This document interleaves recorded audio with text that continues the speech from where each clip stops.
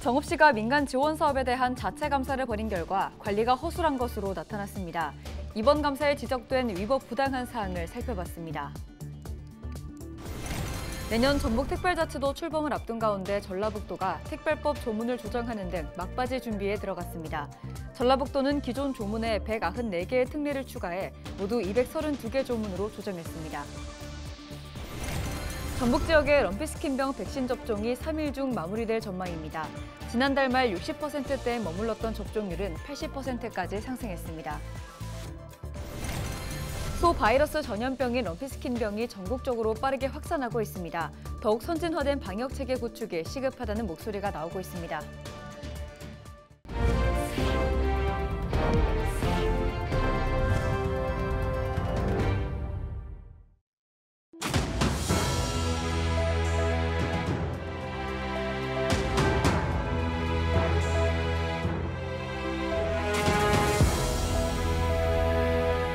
시청자 여러분 안녕하십니까? 헬로티비 전분 뉴스입니다. 정읍시가 민간 지원 사업에 대한 자체 감사를 벌인 결과 관리가 허술한 것으로 나타났다는 소식 지난주 전해드렸습니다. 그렇다면 민간 단체에 지원한 예산이 도대체 어떻게 쓰였길래 관리 문제가 도마 위에 오른 건지 구체적인 사례들을 들여다봤습니다. 정명기 기자입니다. 정읍시와 위탁 계약을 맺은 한 민간 법인. 2019년 말 별관 사무실 리모델링 공사에 들어갑니다.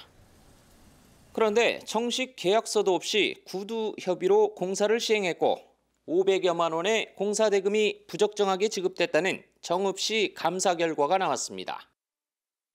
책상과 의자, 냉난방기 등을 살 때도 관련 법에서 정한 계약 절차를 따르지 않아 모두 25건이 지적을 받았습니다. 여기에 집행된 예산은 7,800여만 원에 이릅니다. 이 법인은 또 민간 위탁금으로 자본 형성 성격의 노트북과 냉장고, 차량 등을 구입하는 데 6천여만 원을 집행해 부적정하다는 지적도 나왔습니다.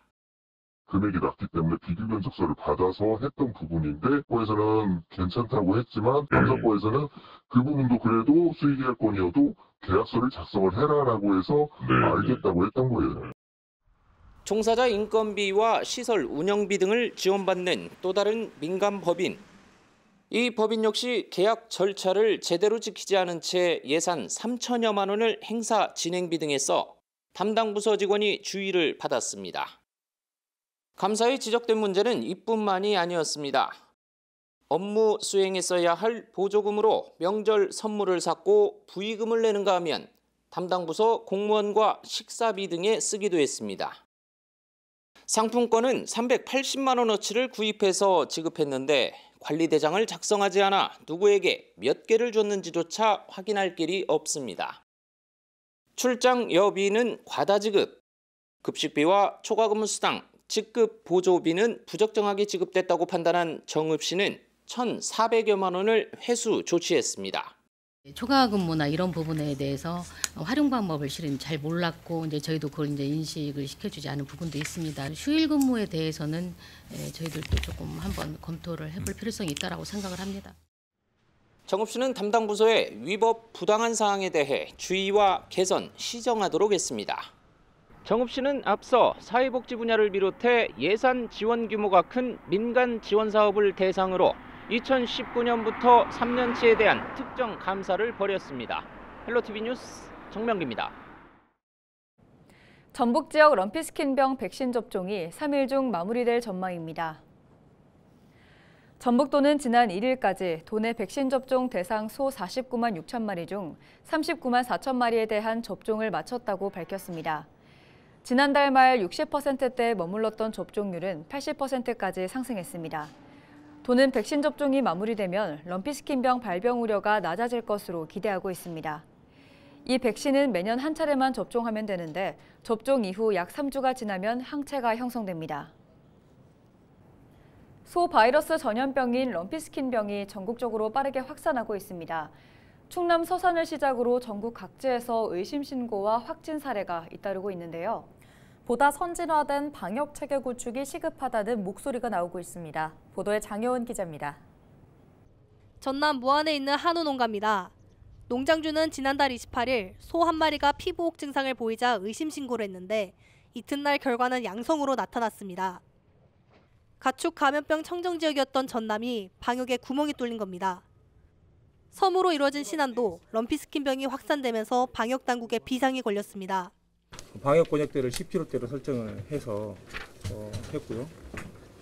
그다음에 이제 도 전체적으로 이 발병이 있기 전에 23곳의 거점 시설을 좀 운영 중입니다. 소 럼피스킨병이 충남 서산을 시작으로 전국에 점차 퍼져나가고 있습니다. 정부가 해외에서 백신을 긴급 공수해 예방접종에 나섰지만 확산되는 속도를 따라잡지 못하고 있는 겁니다. 예방접종하고 항체가 형성되기까지는 적어도 보름 이상 걸리는 게 백신의 특징. 그런데 현장에서는 정작 주사를 놓을 인력이 부족해 애를 먹고 있습니다. 정부가 전국 수의사를 모두 동원했는데도 접종률이 절반 수준에 그치고 있습니다. 가축 감염병이 발병하면 의무적으로 동원되는 농장동물 수의사도 턱없이 부족합니다. 농장동물 수의사는 전국 수의사 9,315명 가운데 1,219명에 해당하는 13% 수준. 발병한 지역만 놓고 보면 농장동물 수의사 1명당 적게는 41곳에서 많게는 107곳의 농장을 담당해야 하는 상황입니다. 심지어 방역 전반을 관리하는 가축방역관도 서울과 경기를 제외하고는 적게는 20명, 많게는 40명까지 결혼이 생기고 있는 실정입니다. 사정이 이런데도 소 10마리 이상 사육하는 축사는 전문성이 없는 농장주가 직접 백신을 접종하도록 하고 있어 어려움을 겪고 있습니다. 전문가들은 농장동물 수의사가 일반 수의사보다 업무는 많고 수익은 비슷해 꺼리고 있는 만큼 처우 개선과 전문 인력 양성에도 관심을 가져야 한다고 강조합니다. 그러니까 지금 현재 가축 방역관이 이제 명령을 내는 동원 명령에 이제 실제 현장에서 투입되는 공수의사분들에 대한 처우가 좀 개선이 되어야 이 백신 접종률이 많이 좋아질 것 같습니다. 가축 전염병이 발생할 때마다 차단 방역에 나서고 있지만 번번이 뚫리고 마는 축산 정책. 가축 방역관 관련 예산조차 내년도 정부 예산에 반영되지 않아 정부의 각별한 관심이 필요해 보입니다. 헬로티비 뉴스 장혜원입니다. 내년 전북특별자치도 출범을 앞두고 있는 가운데 전북도가 특별법 조문을 조정하는 등 막바지 준비에 들어갔습니다. 전북도는 지난달 31일 행안부가 주관한 전북특별법 전부개정안 부처회의에 참석해 전부개정안에 담긴 특례에 대해 부처와 협의된 사항을 최종적으로 확인했습니다. 이번에 마련된 최종 부처 협의안은 행안부에서 국회 행안위에 제출함으로써 추후 법안 심사 자료로 활용될 예정입니다. 도는 한병도 의원과 정운천 의원이 각각 대표 발의한 특별법 전부 개정안 중 기존 조문에 194개의 특례를 추가해 모두 232개 조문으로 조정했습니다. 남원 시립 소년소녀 합창단과 어린이 국악단이 오는 5일부터 7일까지 사흘간 프랑스에서 공연을 펼칩니다. 이번 공연은 프랑스 디종 시립문화원과 연계한 올해 문화교육 사업의 하나로 파리와 쿠르브부와 디종에서 모두 4차례 공연할 예정입니다. 남원 시립 소년소녀 합창단은 해마다 3차례 이상 정기 공연을 하고 있으며 어린이 국악단은 최근 청와대 K음악 축제에 초청되기도 했습니다. 우리 남원의 문화예술 인재들이 이번 공연을 토대로 글로벌 인재로 성장하길 바라며 지속적인 인재 발굴과 육성에 힘써 가겠습니다.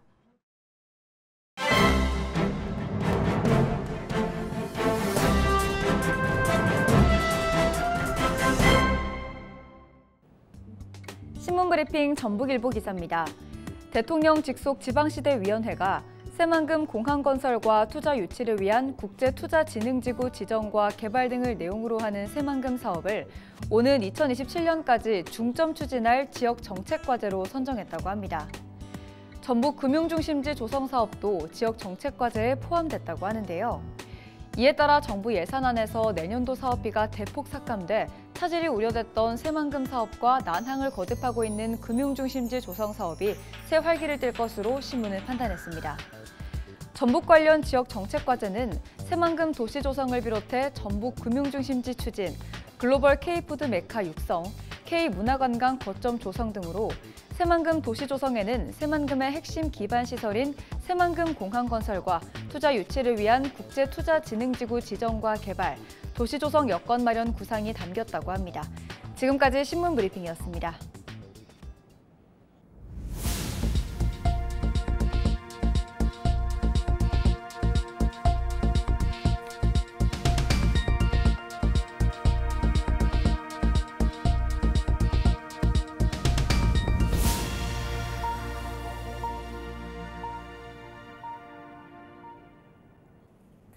김제시가 올해 산 건조벼 공공비축미 매입을 진행합니다. 김제시는 2일 복남면을 시작으로 올해 생산된 신동진과 미품 등 2개 품종 15,771톤을 매입한다고 밝혔습니다. 김제시 관계자의 설명 직접 들어보시죠. 올해 공공비축미를 차질 없이 매입할 수 있도록 국립농산물품질관리원, 농협, 정부양곡 창고주 등 유관기관들과 긴밀하게 협조해 나갈 생각입니다. 매입 대금은 중간 정산금 40kg당 3만 원으로 매입 직후 농가에 지급하고 최종 정산금은 쌀값 확정 뒤 연말까지 지급합니다. 국가등록 문화재이고 1930년에 지어진 천도교 임실교당이 복원됐습니다. 천도교는 사람이 곧 하늘이라는 인내천 사상이 중심인 동학을 바탕으로 발전한 종교로 임실 지역의 3.1 만세운동을 주도하기도 했습니다. 이번에 복원된 임실교당은 인내천의 인, 사람을 상징화한 좌우 대칭형 목조 건물로 임실군이 14억 원을 들여 복원했습니다. 침수 피해를 보았던 정읍시 수송동 일대를 대상으로 자연재해 위험 개선지구 정비 사업이 추진됩니다.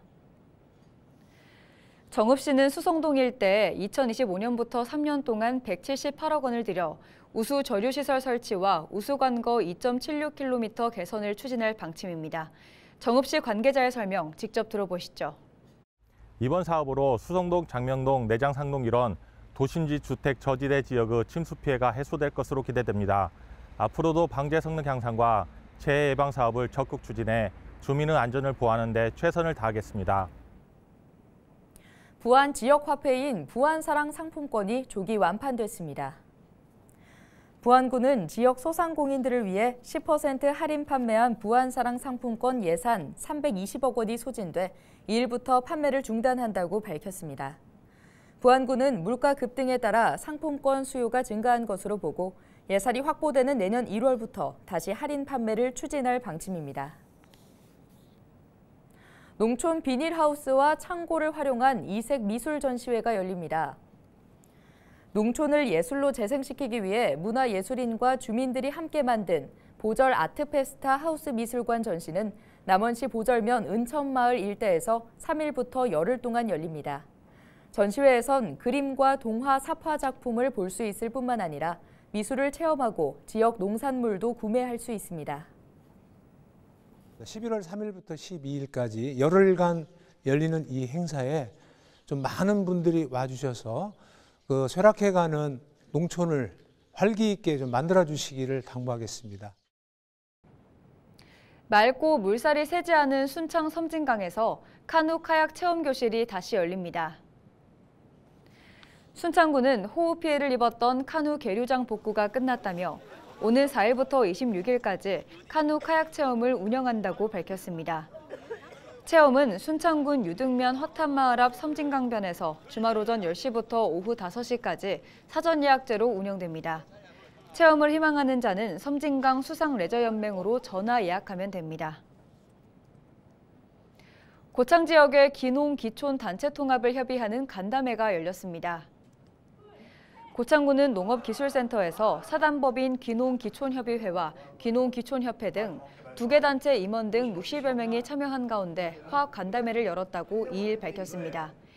이번 간담회에서 두 단체는 기농기촌 정책의 시너지 효과를 내기 위해 단체를 합치는 것으로 의견을 모았습니다. 전북도가 가을 행락철을 맞아 장애인 주차구역 불법 차량에 대해 집중 단속을 실시합니다. 전북도는 11월을 장애인 편의시설 집중 단속 기간으로 정해 도내 주요 관광지를 중심으로 장애인 시설 설치 현황을 파악하고 장애인 주차구역 단속 위반 차량은 안전신문고 앱으로 즉시 단속할 방침입니다.